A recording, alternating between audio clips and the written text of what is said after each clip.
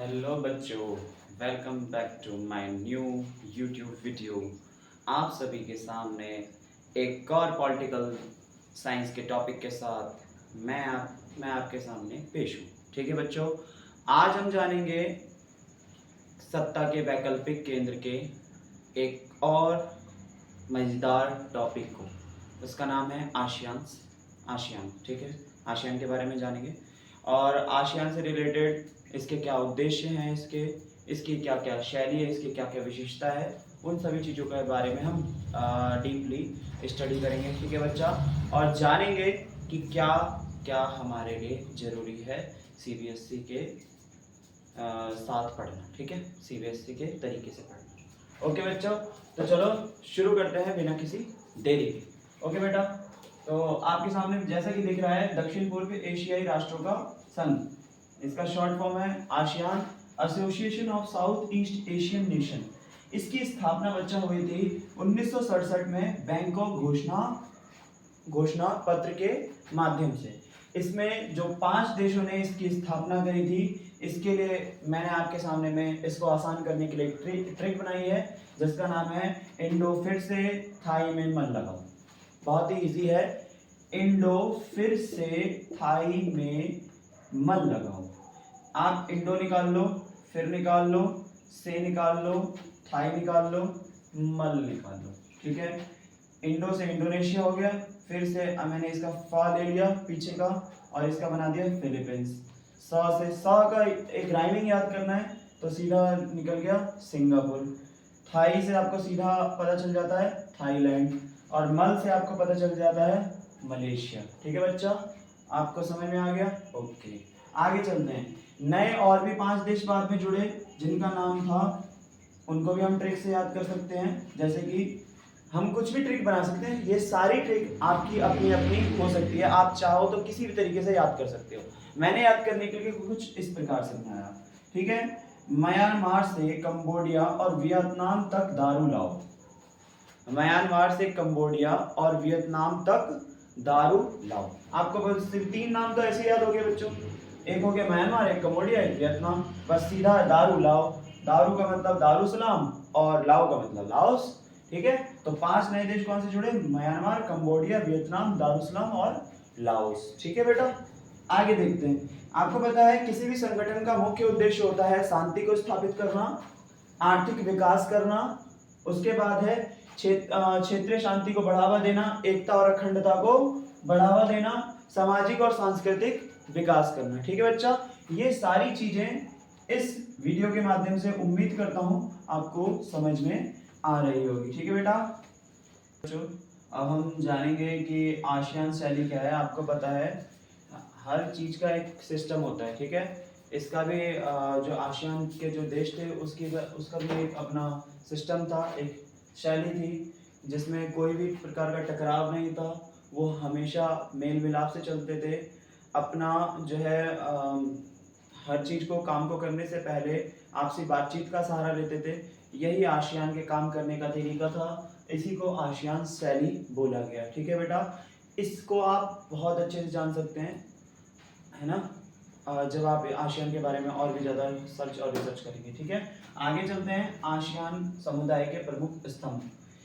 ASEAN ने कुछ ऐसे स्तंभों की, जैसे आपको पता है कोई भी घर बनता है तो वो कुछ ना कुछ किसी न किसी पिलर पे टिका हुआ होता है। उसी प्रकार से आसियान भी जो था, आसियान भी अपने किसी न किसी कार्यों पर टिका था। उन कार्यों का कोई ना कोई स्तंभ के रूप में नाम था। ठीक है, अब हम जानते हैं ये स्तंभ कौन कौन से थे। पहला स्तंभ था आसियान सुरक्षा समुदाय। इसका मुख्य कार्य था आसियान की सुरक्षा को तय करना, आसियान की सुरक्षा के लिए कार्य करना। ठीक है बेटा, फिर दूसरा स्तंभ था इसका आसियान आर्थिक समुदाय, मतलब आर्थिक रूप से मतलब कार्य करना और आर्थिक गतिविधियों का ध्यान रखना आसियान आर्थिक समुदाय का कार्य था। उसके बाद बच्चा इसका अगला जो स्तंभ था वो सामाजिक और सांस्कृतिक समुदाय था। मतलब क्या था कि समाज के लिए कार्य करना, ठीक है, और विकास करना, अपनी संस्कृति पर काम करना, अपनी संस्कृति का विकास करना, ये सारा काम इस स्तंभ का कार्य था। ठीक है, उसके बाद बच्चे आप चले जाते हैं अपने अगले टॉपिक पर आसियान क्षेत्रीय मंच। इसकी स्थापना 1994 मतलब 1994 में किया गया था। इसका मुख्य उद्देश्य अपनी विदेश नीति को तय करना और तालमेल को बढ़ावा देना, मतलब अपने साझी विदेश नीति और आपसी हित को ध्यान में रखते हुए तालमेल को बढ़ावा देना था। आप कैसे जानोगे कि आसियान इतना प्रासंगिक क्यों हुआ? आइए जानते हैं। ठीक है, क्योंकि इसका कहीं ना कहीं रुख जो है भारत और चीन जैसे जो विकसित होने वाली अर्थव्यवस्था है, कहीं ना कहीं अभी विकासशील है और फ्यूचर में विकसित हो सकती है, उसकी तरफ आसियान का ध्यान है और आसियान इनसे संबंध बनाते जा रहा है और भारत और चीन का भी ध्यान इन्हीं की तरफ है। इसलिए आसियान बहुत ज़्यादा प्रासंगिक है। आसियान का मुख्य उद्देश्य हम आगे पढ़ेंगे अभी, पूर्व की ओर देखने वाला है, मतलब पूर्व का विकास करना है। ठीक है, इसलिए क्या नाम है, आसियान को पढ़ना, आसियान को समझना आज के टाइम में बहुत ज़्यादा जरूरी हो गया है पूर्व के देशों के लिए। ठीक, उसके बाद है मुक्त व्यापार की नीति पर ध्यान देना, मतलब हम कैसे विकास कर सकते हैं मुक्त रूप से, ये आसियान के माध्यम से सीखने को मिलता है कहीं ना कहीं, इसलिए प्रासंगिक है। उसके बाद आ जाता है आसियान का उद्देश्य क्या है, पूर्व के देशों का विकास करना जो गरीब देश हैं, क्योंकि पश्चिम के देश तो बहुत अमीर अमीर हैं, वो अपना विकास कर चुके हैं, बट लेकिन पूर्व के देशों का अभी विकास नहीं हुआ, इसलिए पूर्व के देशों का विकास करना। फिर अगला है, भारत ने 1991 से ही पूर्व की ओर देखो वाली नीति को अपना लिया है, मतलब पूर्व का विकास करना, पूर्व के देशों के साथ में जुड़ना। फिर 2014 में इसको एक्ट ईस्ट के रूप में अपना लिया गया। ठीक है, एक्ट ईस्ट में कन्वर्ट कर दिया गया 2014 में। कब कर दिया गया बच्चों? 2014 में एक्ट ईस्ट में कन्वर्ट कर दिया गया पूर्व की ओर देखो को। उसके बाद है, भारत ने थाईलैंड, सिंगापुर और मलेशिया जैसे देशों के साथ में ओपन डोर पॉलिसी, मतलब मुक्त व्यापार की नीति को अपना लिया है। ठीक है बच्चा, समझ गए? तो अब हम जानेंगे अगला टॉपिक जो था प्रासंगिकता का। ठीक है, 2009 में भारत ने आसियान के साथ मुक्त व्यापार समझौता किया। ठीक है, अब आसियान क्यों इतना इम्पोर्टेंट है, क्योंकि आसियान के साथ में हमने क्या किया था, मुक्त व्यापार समझौता किया जो 1 जनवरी 2010 से लागू कर दी गई थी। उसके बाद आप देखोगे कि आसियान जो है ना, वो संवाद पर अधिक ध्यान देता है, पहले बातचीत पर सहारा लेता है, वो सह अस्तित्व की बात करता है, सभी के अस्तित्व की सम्मान करता है, उनके भावना का आदर करता है। ठीक है, मतलब वो ऐसा कोई भी काम नहीं करता आसियान जिससे क्या हो, उसके जो संगठन में जो और देश हैं, चाहे वो छोटे देश हैं चाहे वो बड़े देश हैं, उनको किसी प्रकार से हानि हो या किसी प्रकार से तकलीफ हो। ठीक है, एशिया का देशों का विकास करना चाहता है आसियान, इसलिए बहुत ज़्यादा महत्वपूर्ण है आसियान को पढ़ना, क्योंकि हम भी एशिया का पार्ट है, भारत जो है। ठीक है, दक्षिण एशिया का। आसियान ने कंबोडिया के टकराव को समाप्त किया था। आप कंबोडिया के बारे में पढ़ेंगे, आप सर्च कर सकते हैं इसको ज़्यादा से ज़्यादा पढ़ने के लिए। ठीक है, आसियान ने पूर्वी तिमोर, और तिमोर का क्या संकट था बच्चों, ये आप कमेंट करके बताएंगे। और आसियान ने कंबोडिया के टकराव को कैसे समाप्त किया, इसका जवाब भी आप या इसके बारे में और भी ज़्यादा डीपली पढ़कर आप मुझे कमेंट करें, मैं भी देखता हूँ कौन से बच्चे इस मतलब जो अपने इस टॉपिक के बारे में जिज्ञासा रखते हैं। ठीक है, आगे देखते हैं बच्चों। अब चीन का विकास, आपको पता है चीन की स्थापना 1949 में माओ के नेतृत्व में साम्यवादी क्रांति, मतलब समाजवादी क्रांति हुई थी, उसके द्वारा हुई। ठीक है, पहले शुरू में ये सोवियत विचारधारा पर आधारित था, सोवियत संघ ने जिस प्रणाली को अपना रखा था उसी पर यह आधारित था। फिर माओ और चीन को जानते हैं कि माओ के नेतृत्व में चीन का कैसा विकास हुआ। इसने समाजवादी, इस टाइम पर कैसी व्यवस्था थी, समाजवादी मॉडल, और कौन सी व्यवस्था, वो भी सोवियत संघ पर आधारित। ठीक है, फिर उसके बाद है, माओ के समय से ही जो है इन्होंने रोजगार, स्वास्थ्य सुविधा और बहुत सारी चीज़ों पर ध्यान दिया, जिसकी वजह से आज ये चीन जो है विकसित देशों से भी आगे निकल चुका है। लेकिन इसकी जो बढ़ती हुई जनसंख्या है आज भी इसके लिए समस्या के रूप में है। ठीक है, आप यहाँ देखोगे विशाल शुरुआत में क्या किया गया, इन्होंने अपनी अर्थव्यवस्था को मजबूती प्रदान करने के लिए कृषि से जितना ही पैसा निकला उसको अपने उद्योग और धंधों को खड़ा करने के लिए लगाया, ताकि चीन का विकास तेज गति से हो सके। ठीक है, परंपरागत कृषि का प्रणाली अपनाया जिससे कोई ज़्यादा फायदा हुआ नहीं, और बढ़ती हुई जनसंख्या यहाँ के लिए हमेशा नुकसान दे रही है। आज भी चीन की जनसंख्या बहुत तेज गति से बढ़ रही है, जो इसके लिए समस्या का कारण है। देखिए बच्चों, अब हम जानेंगे कि चीनी अर्थव्यवस्था आप आज देखते हो कि जो चीन है कैसे बड़े पैमाने पर कोई भी चीज़ का मतलब प्रोडक्शन करता है, कोई भी चीज़ को बनाता है, चाहे वो फ़ोन हो, चाहे कोई भी छोटी-छोटी चीज़ हो, प्लास्टिक का खिलौना ही क्यों ना हो, जो बड़े पैमाने पर करने के कारण और इतनी तेज़ गति से अपना विकास करने के कारण कहीं न कहीं उसके अच्छे-अच्छे कदम रहे हैं और आज भारत से कहीं न कहीं चीन आगे है। उसके भी कुछ न कुछ कारण हैं जो ऐतिहासिक हैं। आप विश्व राजनीति में पढ़ोगे कि कैसे चीन ने नए-नए सुधार किए और आज हमसे आगे है और विश्व में एक बड़ी अर्थव्यवस्था के रूप में है, ठीक है? तो चीनी अर्थव्यवस्था का उत्थान का कारण क्या है? कैसे उठी है अर्थव्यवस्था इसकी, ठीक है? जानते हैं। चीन 1972 में क्या कर लिया? अमेरिका के साथ में अच्छे संबंध बना लिए। जो उसने कहीं न कहीं एकांतवास को अपना रखा था और सोवियत प्रणाली को अपना रखा था। सोवियत प्रणाली को वो देख रहा था कहीं न कहीं वो तितर-बितर हो रही थी। तो उसने धीरे-धीरे अपनी जो क्या बोलते हैं क्या नाम है? राजनीतिक और आर्थिक रूप से जो एकांतवास मतलब आप समझ सकते हो एकांत में बैठा हुआ था जो पूरे विश्व से अलग था। अपनी अर्थव्यवस्था के द्वार जो उसने बंद कर रखे थे कहीं न कहीं धीरे-धीरे खोलना चालू कर दिया और अपनी अर्थव्यवस्था का धीरे-धीरे निजीकरण करना वहीं से चालू करने लग गया। जी, ठीक है बेटा? फिर 1973 में चाओ एन-लाई ने 4 सुधार करे। आपको पता है उसने कृषि उद्योग और क्या नाम है सेवा सेक्टर और विज्ञान और टेक्नोलॉजी पर काम किया मतलब प्रौद्योगिकी के 4 क्षेत्रों पर क्या करा काम करना चालू करा। आधुनिकीकरण के 4 प्रस्ताव रखे मतलब 4 ऐसे काम करे जिसकी वजह से चीन आधुनिकीकरण की और मतलब मॉडर्नाइजेशन या ग्लोब के देशों के साथ में मिल सकता था। ऐसे 4 प्रावधान किसने कर दिए? चाओ एन-लाई ने कर दिए, ठीक है बेटा?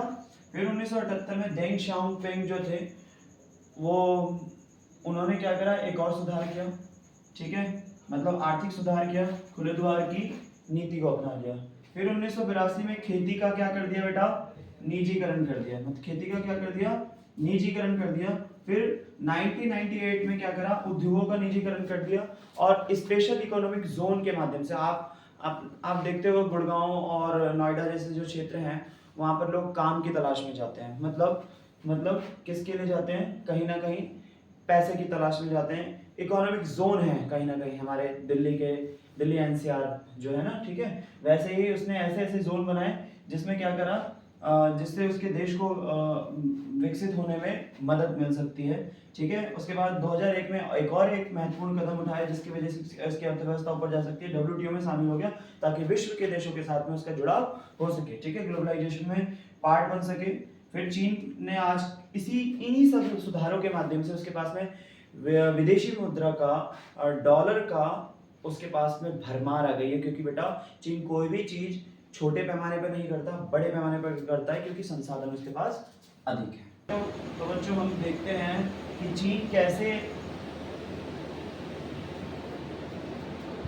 बच्चों अब हम जानते हैं कि चीन विश्व की नई उभरती शक्ति के रूप में कैसे है। आपको पता है चीन की बहुत ज़्यादा खासियत है, बहुत सारी इसके पास विशेषता है, बहुत ज़्यादा प्राकृतिक के द्वारा देन है। विशाल क्षेत्रफल है, आपको पता है चीन हमसे 3 गुना ज़्यादा बड़ा एरिया वाइज है, ठीक है? विशाल क्षेत्र है इसका, बहुत बड़ा हिस्सा है, ठीक है? डब्ल्यूटीओ का हिस्सा भी बना था 2001 में, आपको पता है होना चाहिए, जिसकी वजह से देश विश्व के देशों के साथ जुड़ा। बड़ी अर्थव्यवस्था है बेटा क्योंकि बड़ा जनसंख्या बड़ी अर्थव्यवस्था। तो यूएसए, जापान, रूस के साथ में व्यापारिक संबंध इसके अच्छे हैं। आसियान देशों के साथ इसके संबंध अच्छे हैं। परमाणु शक्ति संपन्न देश है और उसके साथ साथ में वीटो पावर भी मिली हुई है। 5 स्थायी सदस्यों में से एक है यूएनओ के, ठीक है? यूएनओ के कितने? 5 स्थायी सदस्यों में से एक है। साथ में चीन जो है नए नए देशों में क्या करता है? निवेश कर रहा है। तो ये सारी चीजें इसकी कहीं ना कहीं इसकी शक्ति को दिखाती हैं विश्व के अंदर में, ठीक है बेटा? समझ में आया? अब हम जानते हैं कि चीन के साथ में भारत के संबंध कैसे हैं। आपको पता है चीन के साथ में कहीं ना कहीं भारत के संबंध उतने अच्छे नहीं रहे। 1950 के बाद से ही जब चीन द्वारा तिब्बत को हड़प लिया गया और उसके बाद से ही क्या हुआ कि अनबन इन दोनों ही देशों के बीच में चालू हो गई, ठीक है? और क्योंकि भारत ने तिब्बत के लोगों का सपोर्ट किया था इसलिए एक कारण, दूसरा है कि सीमा विवाद था अंग्रेजों के समय से ही, ठीक, दोनों देशों के बीच में, जिसकी वजह से दोनों के बीच संबंध खराब हो गए। और 1962 में लड़ाई हुई जिसको इंडो चाइना वॉर के नाम से जानते हैं, और इसमें चीन की बहुत एक तरफा जीत हुई और एक तरफा हार भारत की हुई। 1976 तक इसकी वजह से दोनों के संबंध खराब रहे, दोनों ही एक दूसरे को नहीं मतलब जो है कूटनीतिक संबंध खराब रख के रहते रहे, ठीक है। और अभी भी जिसके कारण बहुत सारा सीमा विवाद इन दोनों के देशों के बीच में है, अक्साई चीन और अरुणाचल प्रदेश, ठीक है। और कई बार क्या करता है, पाकिस्तान की मदद कर देता है यूएनओ में, है ना, उसके पक्ष में वोट डाल देता है, और भारत के भी पक्ष में वोट डालता है कौन, चीन। बांग्लादेश और म्यांमार के साथ में संबंध अच्छे करते जा रहा है, जिसकी वजह से ये कहीं ना कहीं दक्षिण एशियाई देश के रूप में देशों के रूप में भारत के हितों के खिलाफ में है, ठीक है। उसके बाद जो है चीन भारत के विरोध में ही कार्रवाई ज्यादातर करता है और कई बार सीमा के पास में अपनी सीमा को बढ़ाता रहता है, और चीन पाकिस्तान के अंदर से सड़क मार्ग को बना रहा है जिसके जो कहीं ना कहीं भारत के लिए खतरा है, ठीक है। ओके बेटा।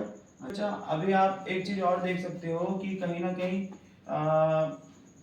भारत और चीन के संबंध जब आप दोनों देश आजाद हुए, हमारा देश हुआ 1947 में आजाद, 15 अगस्त 1947 में, और ये 1949 में, हमसे बाद में आजाद हुआ लेकिन आज हमसे आगे है। इसका कहीं ना कहीं दोगली राजनीति हो सकती है चीन की, ठीक है। चीन ने पंचशील सिद्धांत अपनाया था, कौन सा सिद्धांत, पंचशील सिद्धांत। 5 ऐसे कार्यक्रम जिसके वजह से दोनों के संबंध अच्छे रहेंगे। आप इसको और भी अच्छे से जानने के लिए इसके बारे में कमेंट कर सकते हैं, सर्च कर सकते हैं, ठीक है। इस 5 सिद्धांतों में शांति, एकता, अखंडता, इन सब चीजों के लिए काम किया गया था, और कहीं ना कहीं नेहरू जी हिंदी चीनी भाई भाई नारा को लेकर चल रहे थे, लेकिन चीन कहीं ना कहीं अंदर से साजिश कर रहा था, जिसकी वजह से बाद में हमारा 1962 में लड़ाई हुआ था, जिसकी वजह से हमारे संबंध आज तक खराब रहे हैं कहीं ना कहीं, ठीक है बेटा। देखो बच्चों, है ना, अगर आपको अपना विकास करना है तो आपको बाज जैसा बनना पड़ेगा, ठीक है। बाज जो है ना, छोटे मोटे बारिशों से नहीं डरता है, हमें भी अपने जीवन में छोटी मोटी कठिनाइयों से नहीं डरना चाहिए। जब बारिश आती है ना, तो बाज जो होता है ना, बहुत सारे पक्षी होते हैं, और बाज में क्या अंतर है, बहुत सारे पक्षी तो अपने घोंसले और नीचे की तरफ भागने लग जाते हैं, लेकिन बाज जो होता है बादलों को चीर के ऊपर जाता है, ठीक है। और कहीं ना कहीं हमें रुकावटों से नहीं डरना है, इसलिए अभी हमारे चैनल को फॉलो करें, सब्सक्राइब करें और लाइक करें। ये रुकावटों के लिए नहीं बोला गया था, ये कहने का कोटेशन था कि हमें आगे बढ़ना है, और आगे बढ़ने के लिए कहीं ना कहीं अपने ऊपर काम करना है, ठीक है। हम अपने ऊपर काम कर रहे हैं, आप अपने ऊपर काम करते रहिए, और एक ना एक दिन हम दोनों ही सफल होंगे, ठीक है बच्चा। तो आपके साथ में मिलते हैं हम अगली वीडियो में, जब तक के लिए हमारे साथ बने रहिए, और फिर से हमारे चैनल को ज़्यादा से ज़्यादा सपोर्ट करें। जब तक के लिए जय हिंद, जय भारत।